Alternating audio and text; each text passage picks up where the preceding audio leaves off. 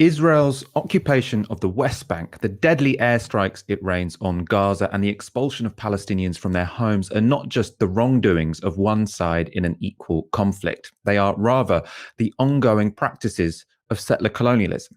This is not a dispute, it's an occupation. So why do Western media outlets report on the aggressions of the Israeli government as if they are responses to provocations on the part of the people they occupy? There's a simple answer. It's the ideology of imperialism. But it's increasingly being called out. This was the Palestinian ambassador speaking to Newsnight's Emily Maitlis after 20 Palestinians, including 9 children, were killed in Israeli airstrikes on Monday in Gaza. The Israelis think that Hamas are a radical terror group and that Palestinian officials use these holy times to incite violence. Was Hamas right to respond with rocket fire? This isn't about Hamas. Hamas was not involved. There were tens of thousands. They were when they fired rockets. Hamas did not decide to evict people from their homes inside the occupied city of Jerusalem. East Jerusalem is occupied not according to my law only, but according to your law, according to the UK position, according to the United Nations. An occupation has to be temporary and it has to respect the rules that govern occupation. Israel has made mockery of these rules, particularly the issue of population transfers, ethnic cleansing, apartheid. I'm sure you have read the Human Rights Report. Those people have researched Israeli policies over the last 2 years. Ask the experts, not Netanyahu. Netanyahu is flaming of the settlements, but let's just try and understand this. Because Dori Gold, the former Israeli ambassador to the UN, has told us it was pre-planned by Hamas. The march had nothing to do with it. You wanted to make Israel look bad. Do you condemn the rocket attacks by Hamas? I condemn I condemn Israeli aggression. I mourn for the 20 people who were murdered in Gaza only tonight. 9 of them are children. I am so sad to see the hundreds of my people I'm not asking about Israeli aggression. I will do that in a moment. I'm asking you about Hamas's aggression tonight. I am not aware of any Israeli who has been killed. And you ask me a question about violence and condemnation. Who should be condemned, Emily? Who should be condemned? Did you see the images of the 9 children being dissipated in Gaza tonight? Who should be condemned? And then the UK Foreign Secretary is quick to condemn Hamas and never to condemn the Israeli atrocities on a daily basis. We are sick and tired of the double standards, and we have to call it right this time. Call a spade a spade. Is it the Western governments? Is it? You heard the statement from Dominic Raab today. He condemned the firing of rockets. What is your response to the UK government? Always the story begins when Palestinian reaction happens, as if it started with Hamas. Look at your question. Your question is about Hamas, rockets. But that's because I'm talking to you. No, Emily. I have done many interviews. It starts with the Palestinian reaction, with the symptom of the illness. It never visits the illness. The illness is that this state, Israel, the occupying state, has been applying draconian measures against our people in every sense, depriving them the right to move, the right to own their property, the right to work, the right to vote in a free elections, including in East Jerusalem, every right you can imagine, and not only by the way inside the occupied territories, but even inside Israel itself. There is a Knesset law that has deprived our people inside Israel their basic rights of having self-determination. This whole system has been built.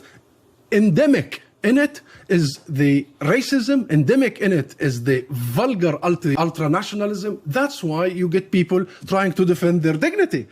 What he said there that really struck with me is this idea. He said, it's always the story begins with the Palestinian reaction, the symptom of the illness. So we say, why are you beginning this conversation with rockets from Gaza when that completely just ignores the context that's happening here, which is this is a place which has been under siege. These are people defending themselves.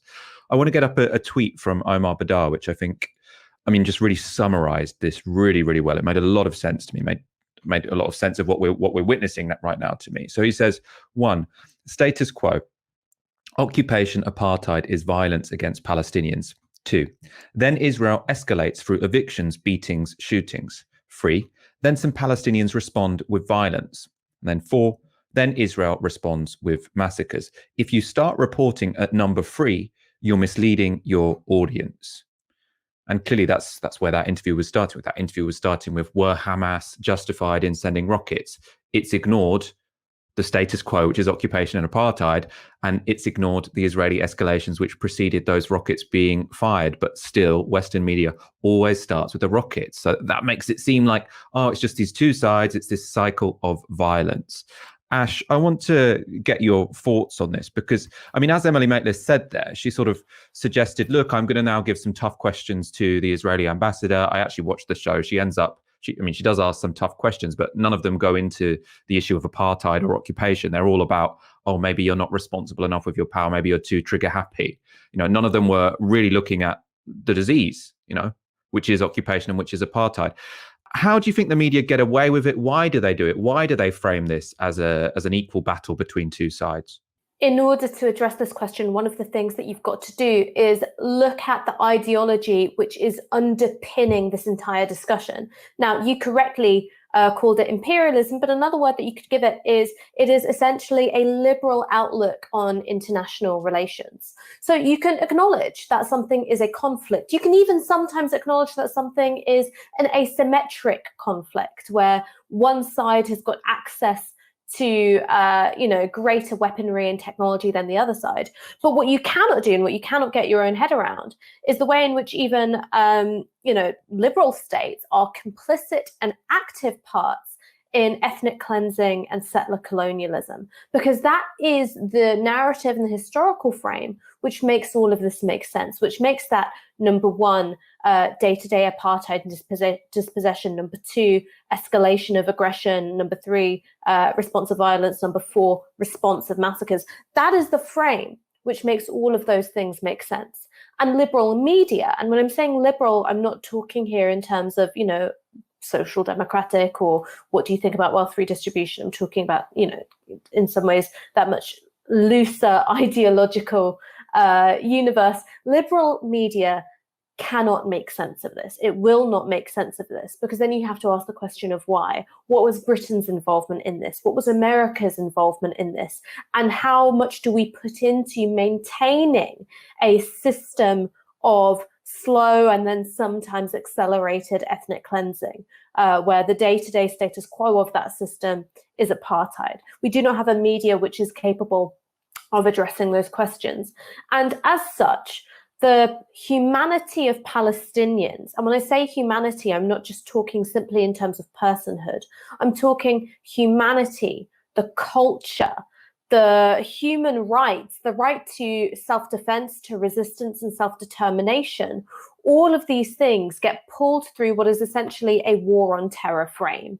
So it presumes that these people, most of whom are Muslim, are essentially terrorist or terrorist adjacent. It delegitimizes acts of lawful resistance and lawful self-defense against an occupying and out of control military force, and presents these things as terrorist and racialized threats, which have got a particular salience within an ecology of images within a British and an American context. And so that's why you see there is this uphill battle when there are Palestinians making media interventions. Now, the Palestinian ambassador in Newsnight made a very forthright and a very compelling and a very convincing one.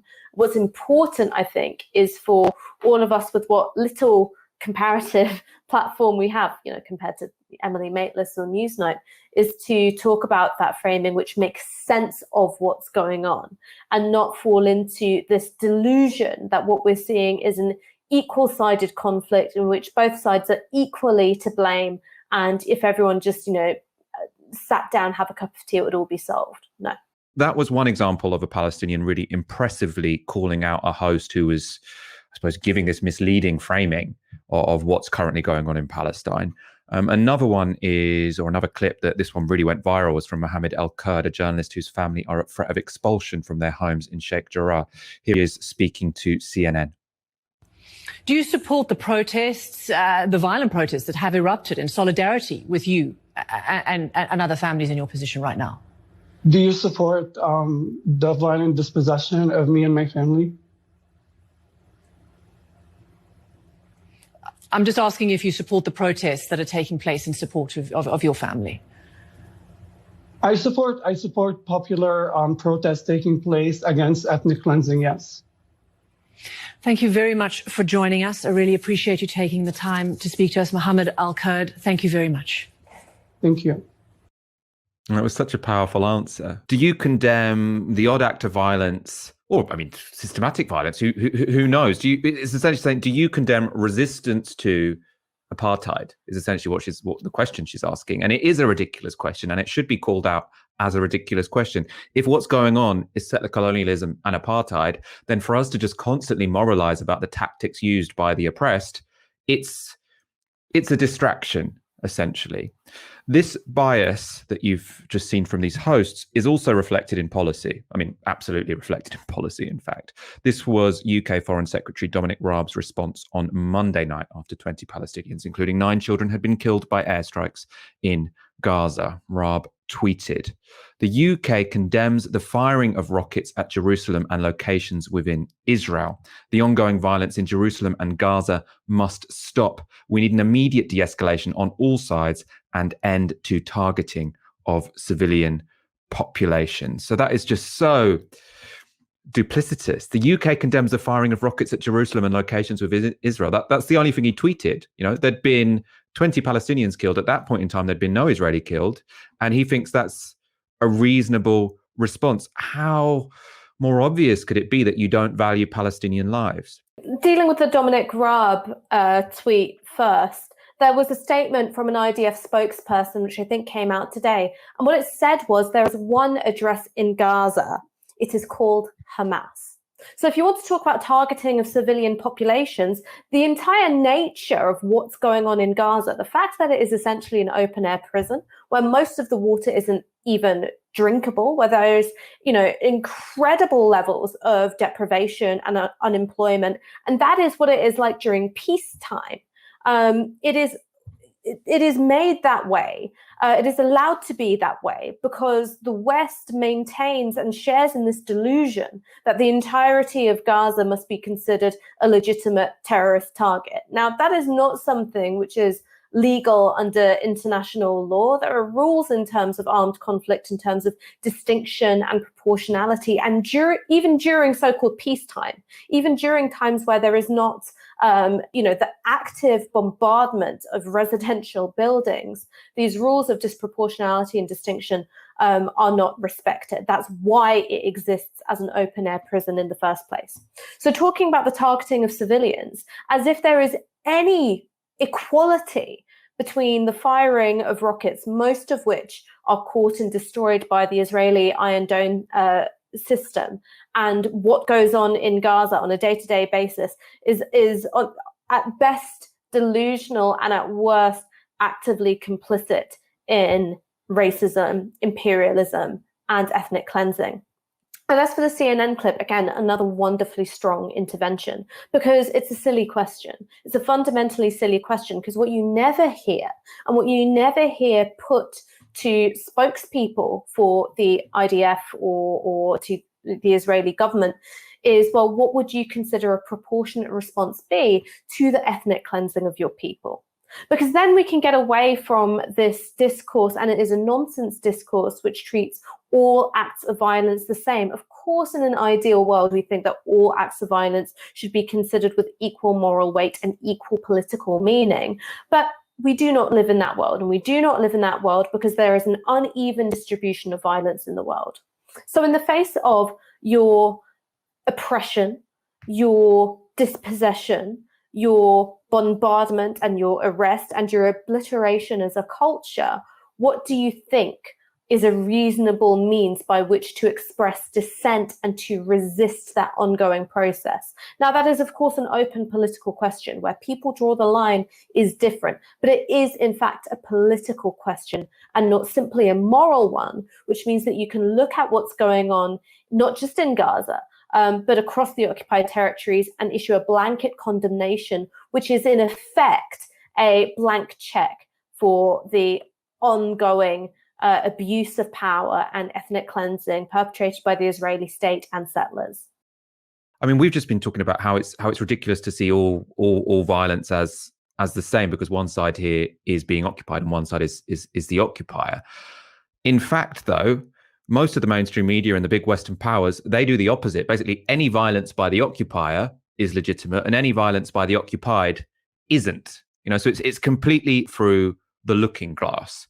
And the best example of this was from this week. It was a response of Joe Biden's spokesperson on the Middle East to the airstrikes and the rockets we're currently seeing. We're speaking of the principle of self-defense. I'm asking if you think that the principle of self-defense applies to the retaliatory, the airstrikes that they're conducting in response. Matt, this is a very fluid situation. I would hesitate to comment on operations beyond, the rocket fire that is clearly targeting innocent civilians in Israel. So I would hesitate to speak to specific operations that have just occurred. But the broader principle of self-defense is something we stand by on behalf of Israel and every other country. Do you think that an Israeli military response to the rockets coming in,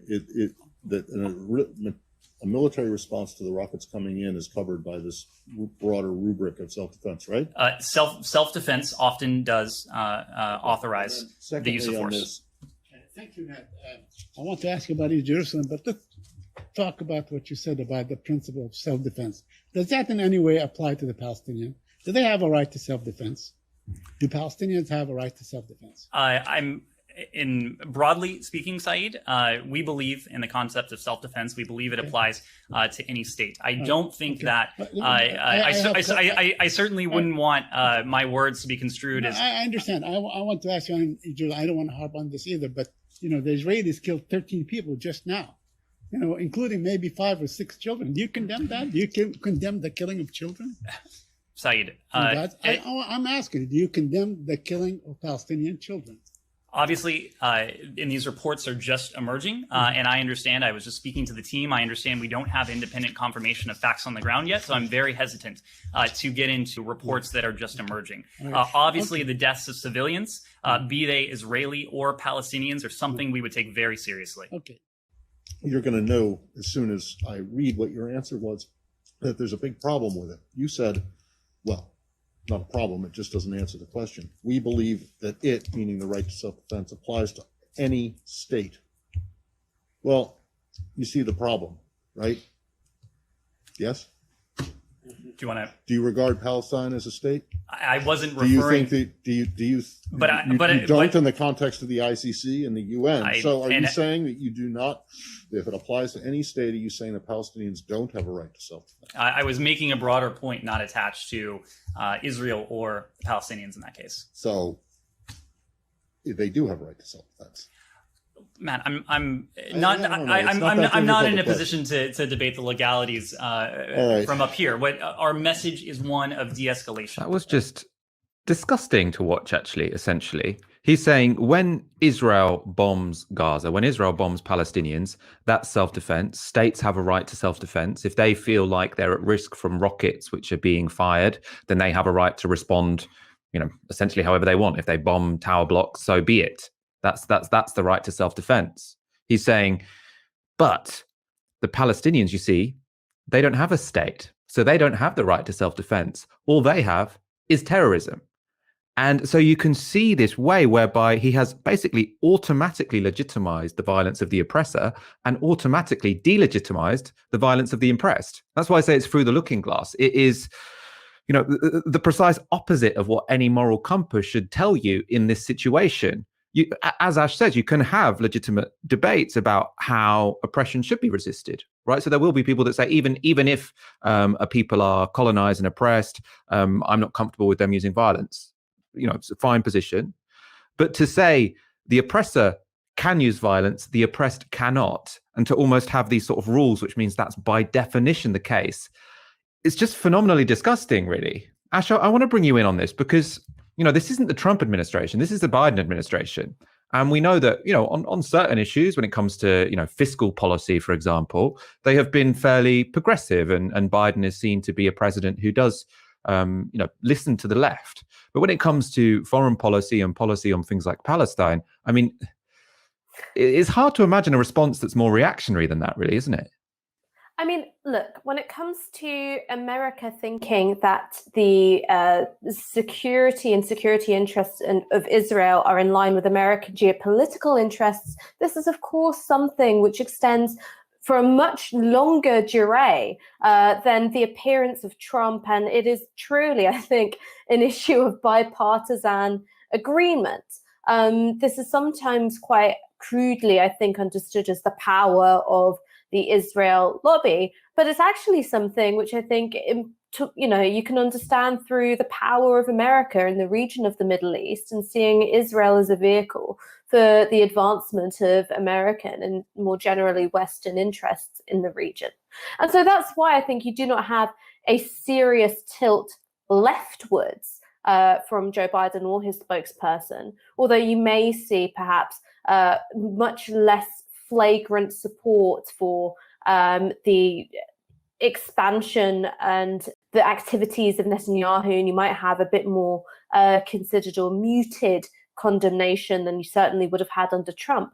But when it comes to the fundamentals about the recognition of a Palestinian state, the recognition of a Palestinian state and people's right to self-determination, to resistance, to self-defense, you are not going to see something which is all that different from what a Republican president or indeed what President Trump would say.